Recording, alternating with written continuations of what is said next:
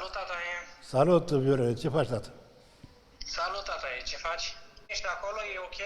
Da, e bine. E bine, nu? Da. Te-ai îngreșat un pic. M-am îngreșat pentru că stau prea mult pe aici. N-am unde să alerg, n-am.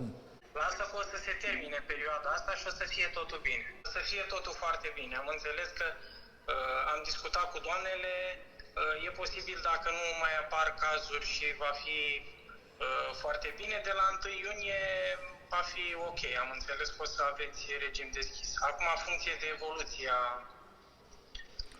pandemiei. Da, e evoluția sanitară din țară. Da. Nu depinde numai de noi, depinde de toată populația. Da, tataie, da, mă bucur, da. Da, Viorel, ce să spun? Uite, mă bucur că te văd, este foarte bine.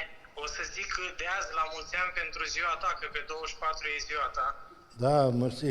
Credeam că ai uitat. Nu, tata, e pe 24 faci 80 de ani. Serios? Da, tata, e, da.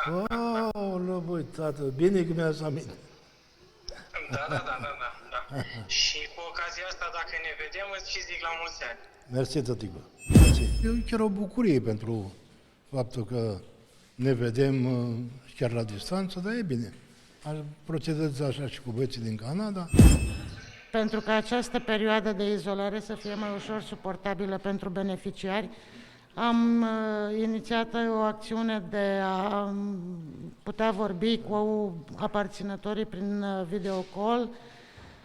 Ei sunt foarte fericiți că își văd familiile, de asemenea și aparținătorii sunt foarte mulțumiți că îi văd că sunt bine, sănătoși și comunicând se îmbărbătează unii pe alții și situația se ține sub control.